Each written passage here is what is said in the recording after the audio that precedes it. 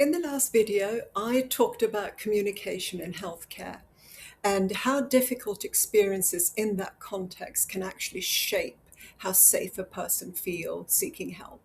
Now, in this video, I want to widen the lens a little bit and talk about something that often gets overlooked. Because chronic illness is not just about physical symptoms. Of course, symptoms matter: pain, fatigue, dizziness, neurological symptoms, gastrointestinal issues, whatever form they take, they can be very disruptive. But over time, chronic illness tends to affect so much more than just the body. It can affect how you live your day-to-day life, your energy levels, your routines, your ability to plan ahead, your work, your relationships, and your social life. And you may no longer know how you'll feel from day to day, which can make it really difficult to make plans or keep commitments.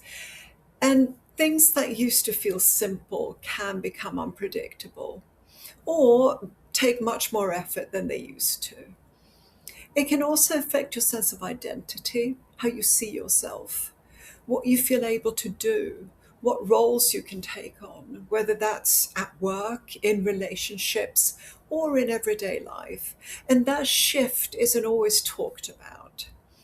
Sometimes it can feel like there are two versions of you, the before version and the now version. And part of that adjustment is learning how to integrate those experiences rather than feeling like you've lost who you were completely. There can also be an ongoing adjustment happening in the background. So, adapting to limitations, reevaluating expectations, trying to find a way to live alongside something that may not have a clear endpoint. And that process can bring up a range of emotions like frustration, sadness, uncertainty, and sometimes even grief. Because in many cases, there is a sense of loss of how things used to be, loss of predictability, or loss of a future that once felt so much more certain. And that's a very normal response to a really difficult situation. At the same time, many people are also trying to navigate the healthcare system, seek answers, manage symptoms, continue with daily responsibilities as best they can. So it's not just one layer, it's multiple layers all happening at once. And this is where the nervous system comes back into the picture. Because when the body is dealing with ongoing symptoms, uncertainty, and stress over time, the system can remain in a more activated or vigilant state. Not because anything is wrong with you, but because the body is trying to adapt and protect you within the context that it's in.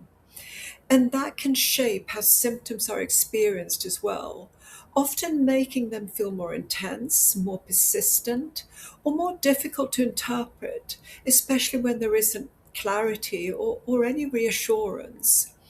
So when we talk about chronic illness, it's important to understand that we're not just talking about isolated symptoms. We're actually talking about whole experiences: physical, emotional, cognitive, and social, and maybe even spiritual, that unfolds over time.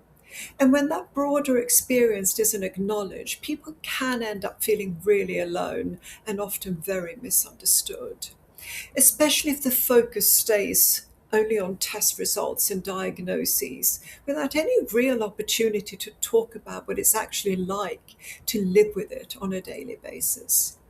Now, part of what I want to do on this channel is talk more about that wider experience of illness.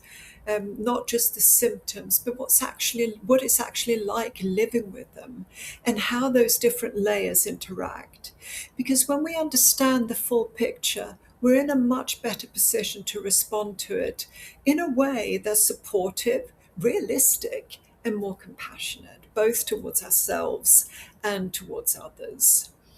Now, in the next video, I'm going to talk more about mind-body syndromes, exactly how they develop and why they're often misunderstood.